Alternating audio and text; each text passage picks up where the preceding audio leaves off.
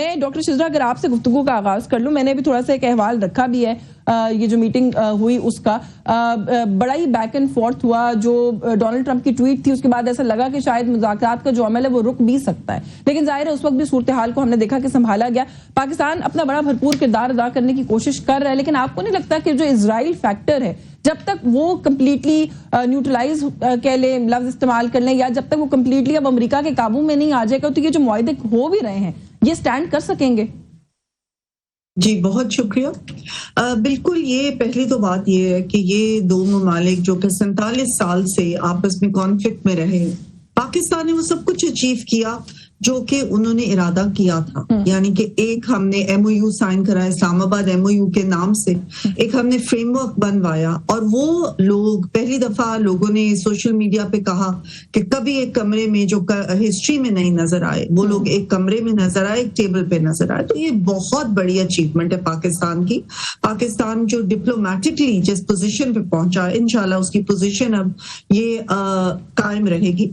और जो एक बन गई है अब इसकी जॉइंट स्टेटमेंट भी आ गई, कमिटीज भी बन गई जो इसके ऊपर काम करेंगी, टेक्निकल कमिटीज हैं, और एक हाई लेवल कमिटी है जो पॉलिटिकल ओवरसाइट करेगी।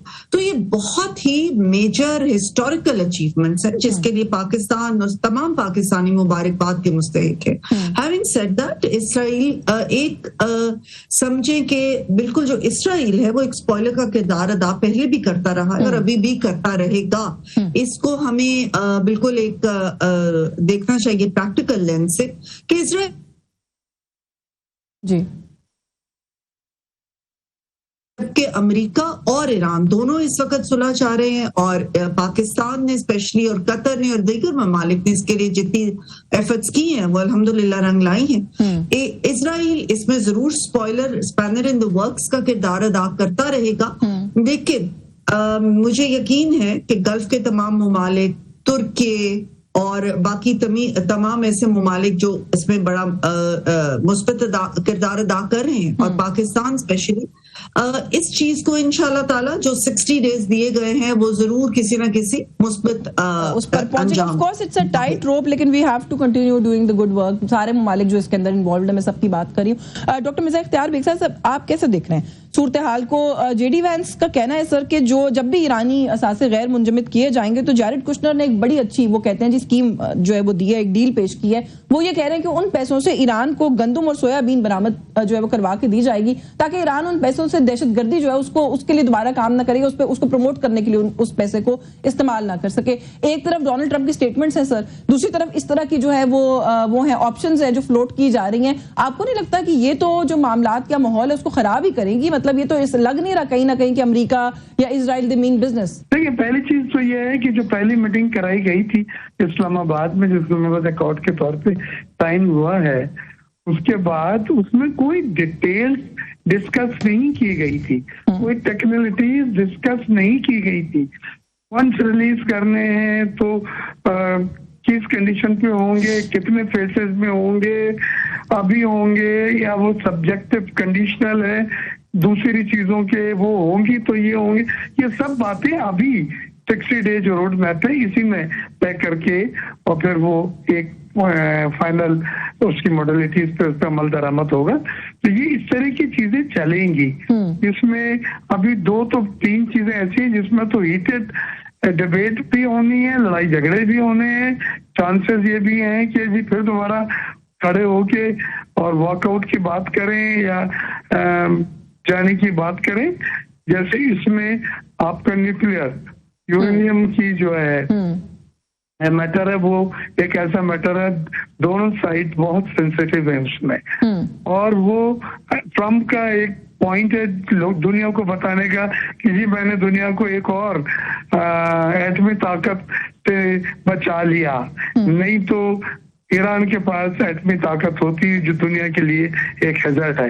ये वो अपने इलेक्शन के लिए भी और वैसे भी ज्यादा से ज्यादा इसको इस्तेमाल कर रहा है। उस चीज को अब ये देखना है कि ईरान किस तरह से न्यूट्रलाइज करता है। वो उसको क्रेडिट के तौर पे अगर पेश करता है कि जी हमने तो पहले ही कहा था कि हम एटम बम नहीं बनाएंगे, लेकिन सिविल न्यूक्लियर टेक्नोलॉजी की सलाहियत हमारा कानूनी हक है, जैसे दुनिया ने लिया और न्यूक्लियर एनर्जी पैदा करी। तो ये सब बातें अपने अपने एंगल से वो पेश करेंगे और वो एक साइड को दबाव में लाएंगी तो दूसरे साइड को थोड़ा सा अपर हैंड मिलेगा। इसी तरह जो दूसरा है लबनान का, लबनान में भी यही है, क्योंकि इसको कंडीशन बनाया और बहुत सोच समझ के ईरान ने बनाया और बड़ी दिल के साथ और बड़ी हिम्मत के साथ ईरान को, और वो पहला पॉइंट उन्होंने उसको दिया कि पीस लबनान is also a part of the agreement, और वो 60 डेज में उसमें। तो ये दो चीजें तो ऐसी थी कि जिसमें तीसरी चीज जिसके ऊपर मुझे फिर अभी भी शक है कि उस पर हीटेड आर्गुमेंट्स होंगे, वो ये है कि फ्रोजन फंड्स जो हैं ईरान के वो दो तरह के हैं। एक तो वो उसकी ऑयल की जो पेमेंट थी इन सर्कुलेशन उसको फ्रीज किया गया है, और एक वो जो उसको ईरान के बिल्डिंग के लिए फंड वो 300 बिलियन मोस्टली गल्फ स्टेट से वो दिलाने की बात कर रहा है। वो 300 बिलियन तो बड़ा ओपन होगा और है भी कि वो इसमें क्या क्या चीजें शामिल करें, लेकिन जो वही जो मैंने भी अभी बात कही है कि ये एक ऐसा इशू है जिसके ऊपर और फिर इस तरह के अजीबोगरीब किस्म के आइडियाज भी हम देख रहे हैं कि अमेरिकियों की तरफ से फ्लोट किए जा रहे हैं, तो ये एक मैटर ऑफ कंसर्न होगा। I come back to you sir. Rana Atif आपको गुफ्तगू में शामिल कर लूं सर। ये जो इस वक्त सिचुएशन है ईरान अमेरिका की, उस पर कुछ करना चाहते हैं ऐड तो जरूर कीजिएगा। बाकी मैंने थोड़ा सा गुफ्तगू को गिलगित बल्तिस्तान इलेक्शंस की तरफ लेकर जाना था, तो इन दोनों पार्टी से तो सर मैं पूछूंगी कि ये लोग किस तरीके से गवर्नमेंट की अरेंजमेंट करें, लेकिन पाकिस्तान तहरीक इंसाफ से सर ये जरूर पूछना चाह रही हूँ कि पीटीआई के हिमायत याफ्ता उम्मीदवार जो कामयाब हुए थे सर वो पीपल्स पार्टी में शामिल हो गए। आपको लगता है सर एक और गलत फैसला पाकिस्तान तहरीक इंसाफ की क़यादत का कि आप लोगों ने टिकट जो है वो सोच समझ कर नहीं दिया? मेरा ख्याल है आप पाकिस्तान में रहती हैं, मेरा ख्याल है आपको पाकिस्तान की पॉलिटिक्स से मेरा ख्याल डायनामिक्स भी पता है, तो इस पे गलत फैसला किस चीज का है? ऐसे लोगों को सपोर्ट या बैक करने का कि जो फिर बाद में कैपेबल होते हैं ये कुछ करने के जो वो कर रहे हैं। नहीं, इस पे गलत फैसला तो कोई गलत फैसला नहीं है। पाकिस्तान की जो पॉलिटिकल रियलिटी है जब तक आप उसको अंडरस्टैंड नहीं करेंगे तो it is very easy to say कि गलत फैसला, ये तो कहना सबसे आसान चीज है। तो इस मैच में कोई गलत फैसला नहीं करता। पाकिस्तान की पॉलिटिकल रियलिटी वो लिविंग इन एन एनवायरनमेंट जहाँ पे जो पॉलिटिक्स की रियलिटी आप देखें ना, आईपीपी कोई जमात जो एग्जिस्ट ही नहीं करती, जो पाकिस्तान में एग्जिस्ट नहीं करती, सॉरी पंजाब में एग्जिस्ट नहीं करती, केपीके में नहीं करती, वो 1400 किलोमीटर दूर जाके वहां पे 5 लोगों ने पार्टी ज्वाइन कर ली है। सो इसलिए मेरा ख्याल है कि लेकिन ठीक है, आई सी वेयर यू कमिंग फ्रॉम। लोग जी जी जी ठीक है, आईपीपी का कोई बंदा इलेक्शन जीता नहीं हुआ, पाकिस्तान में नहीं आया, सॉरी पंजाब में नहीं कुछ जीता हुआ। सो मेरा नहीं ख्याल उसका कोई ताल्लुक है। और ये पीटीआई को तो इलेक्शन लड़ने नहीं दिया गया वहां पे, ऐसी पार्टी तो इलेक्शन लड़ने नहीं दिया गया पीटीआई को, अदरवाइज तो पीटीआई तो इलेक्शन जीत जाती है वहां पे, जैसे 8 फरवरी को यहाँ पे जीती थी पीटीआई इलेक्शन। नहीं सर, बैरिस्टर गौहर साहब वहाँ कैंपेन करते रहे। आई टोटली अंडरस्टैंड कि आप लोगों को लेवल प्लेइंग फील्ड नहीं दी गई वहां पर, हम कहते भी रहे, अपने शोज पर आवाज भी उठाते रहे उस सारी बात के लिए। टिकट नहीं दिया आप लोगों ने, पाकिस्तान तहरीक इंसाफ को इलेक्शन नहीं लड़ने दिया, को नहीं जाने दिया गया, सलमान के राजा को नहीं जाने दिया गया, जुनेद अकबर को नहीं जाने दिया गया, बहुत लोगों को नहीं जाने दिया गया। तो वो but I think election is over, but we all know the reality कि पीटीआई को वहां पे इलेक्शन लड़ने की इजाजत नहीं थी जीबी में।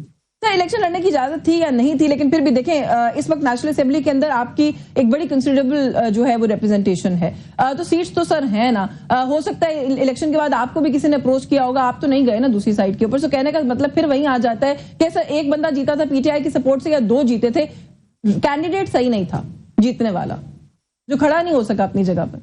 आप कह सकती हैं, आपका you have every right to आपका, बिल्कुल मैं आपकी बात से डिसएग्री भी कर सकता। मैं वैसे तो असूली तौर पे जो आप बात करें ठीक है कि आप कैंडिडेट का हमें बिल्कुल इतना सॉफ्ट से यकीन हो कि ये वो नहीं करेगा, डिसेंट नहीं करेगा, लेकिन मैं तो ये कह रहा हूँ कि हमारे यहाँ अमूमी तौर पे हमारी एक सियासी तारीख रही है कि क्योंकि हमारे यहाँ एक स्टेबल डेमोक्रेसी तो नहीं है या इकोनॉमिक डेमोक्रेसी तो नहीं है हमारे यहाँ, तो उस लिहाज से जो मैं बात कर रहा हूँ वो उस लिहाज से दुरुस्त है। जिस हिसाब से आप बात कर रही हैं कि असूली तौर पे ऐसा नहीं होना चाहिए, कैंडिडेट आपका ऐसा हो जो मर्जी हो उसे कभी पार्टी नहीं चेंज करनी चाहिए, लेकिन लोग आपको पता है यहाँ पे उसका जो पॉलिटिकल रियलिटीज हैं लोग उनका शिकार हो जाते हैं। हर कोई बंदा उस तरह नहीं होता, फिर वो हर कोई बंदा अपनी फिर उनकी अपनी एक कहानी होती है।